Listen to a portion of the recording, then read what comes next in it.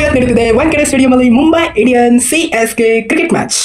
ಮಳೆ ಬರುವಂತ ಚಾನ್ಸಸ್ ಏನಾದರೂ ಇದೆಯಾ ಮಗ ಅಂತ ಕೇಳಿದ್ರೆ ನನ್ನ ಪ್ರಕಾರ ಮಳೆ ಬರುವಂತ ಚಾನ್ಸಸ್ ಏನು ಇಲ್ಲ ಅನ್ಕೋತೀನಿ ಮಗ. ಟಾಸ್ಕ್ ಇದ್ದರು ಇಲ್ಲಿ ಬೌಲಿಂಗ್ ಆಯ್ಕೆ ಮಾಡ್ತಾರೆ, ಆಬ್ವಿಯಸ್ಲಿ ಬೌಲಿಂಗ್ ಆಯ್ಕೆ ಮಾಡಬೇಕು.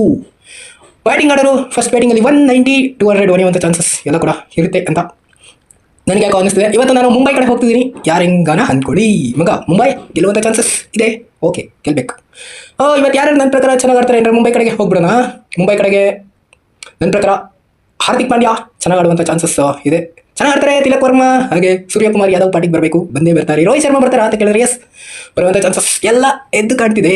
ಬರ್ತಾರೆ, ರಿಕಾರ್ಟನ್ ಜೊತೆ ಆಡ್ತಾರೆ ಅಂತ ಅನ್ಕೋತೀನಿ ಮಗ. ನೀವೇನು ಹೇಳ್ತೀರಾ? ಹಾಗೆ ಬುಮ್ರಾ ಚೆನ್ನಾಗಿ ಆಡ್ತಾರೆ.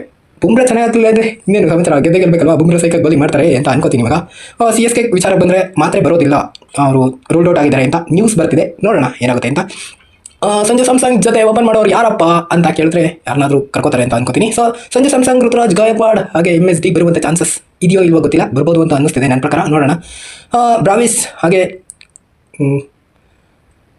ಶಿವಮ್ ದುಬೆ ಚೆನ್ನಾಗಿ ಆಡ್ತಾರೆ ಅಂತ ಅನ್ಕೋತೀನಿ. ಕಂಬೋಜ್ ಚೆನ್ನಾಗಿ ಬೌಲಿಂಗ್ ಮಾಡ್ತಾರೆ ಅಂತ ಅನ್ನಿಸ್ತಿದೆ ನನ್ನ ಪ್ರಕಾರ. ಇವತ್ತು ನನ್ನ ಪ್ರಕಾರ ಮುಂಬೈ ಕಡೆ ಸಪೋರ್ಟ್ ಮಾಡ್ತೀನಿ. ಹಾಗೆ ಸರ್ಫರಾಜ್ ಖಾನ್ ಚೆನ್ನಾಗಿ ಆಡ್ತಾರೆ ಇವತ್ತು. ಆಬ್ವಿಯಸ್ಲಿ ಅವರೇ ಅಲ್ವಾ ಬ್ಯಾಟಿಂಗ್ ಆಡೋದು, ಚೆನ್ನಾಗಿ ಆಡಲೇಬೇಕು.